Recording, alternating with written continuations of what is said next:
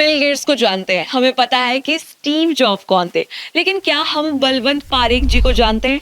आपने जो सबसे मजेदार, फनीस्ट और मोस्ट क्रिएटिव टीवी एड्स देखी है उसे याद करिए। फेविकॉल याद आया? फेविकॉल का मजबूत जोड़ है, टूटेगा नहीं। ये टैगलाइन तो आपने सुनी ही होगी। अपनी टैगलाइन के ही अकॉर्डिंग फेविकॉल ने इंडिया के साथ कुछ ऐसा मजबूत जोड़ चिपकाया कि देश के हर घर में उसका इस्तेमाल होने लगा। बात चाहे बुक कवर चिपकाने की हो, चाहे घर की दीवारों पर रंग रोगन की हो, चाहे जूते का सोल चिपकाना हो या फर्नीचर बनाना हो, पीडीलाइट के फेविकॉल ब्रांड का सच में जवाब नहीं। फेविकॉल ब्रांड की ही बदौलत पीडीलाइट इंडस्ट्री लिमिटेड फेमस हुई और फेविकॉल पॉपुलर हुआ। इसके इंटरेस्टिंग और क्रिएटिव कमर्शियल की वजह से फेविकॉल ब्रांड ने मार्केटिंग के कॉन्सेप्ट को एक नई डेफिनेशन दी, अधेसिव यानी गोंद। एक वक्त ऐसा भी था जब ग्लू का दूसरा नाम ही फेविकॉल पड़ गया।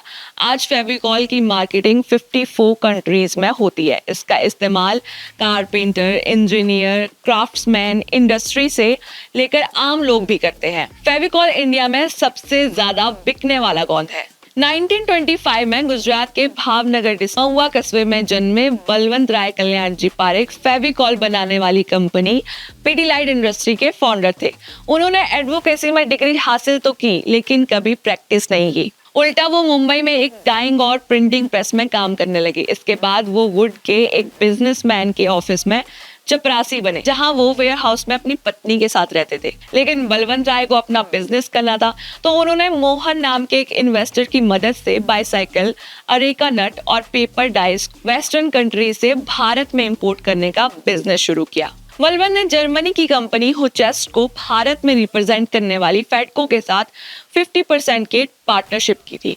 1954 में होचेस्ट के एमडी के बुलावे पर बलवंत 1 महीने के लिए जर्मनी गए।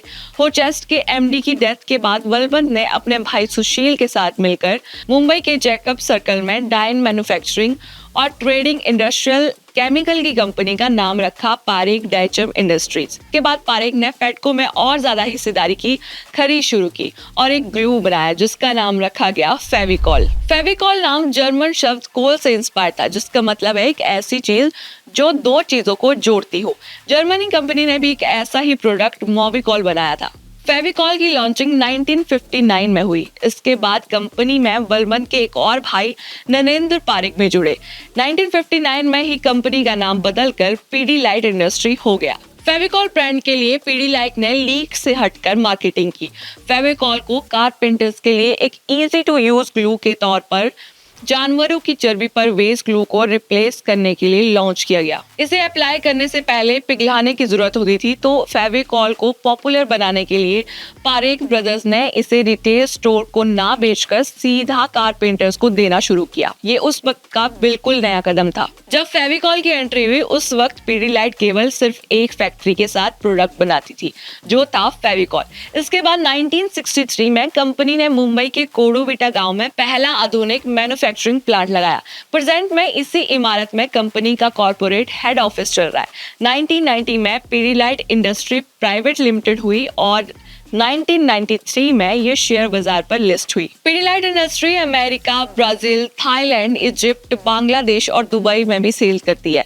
बीएसई के मुताबिक इस वक्त पीडीलाइट इंडस्ट्री का टर्नओवर 106 बिलियन है। और अगर पीडीलाइट के प्रोडक्ट्स की बात करें तो फेविकॉल के अलावा फेविक्विक, डॉक्टर फिक्सिट और Fevicol marine, Fevicol SH, Fevicol speed x और फेविकॉल स्प्रे, फेविकॉल फ्रीलिक्स, फेविकॉल फोमिक्स लिस्ट में शामिल है। बलवंत राय रिलायंस इंडस्ट्री लिमिटेड के फाउंडर धीरू भाई अंबानी के बहुत अच्छे दोस्त थे।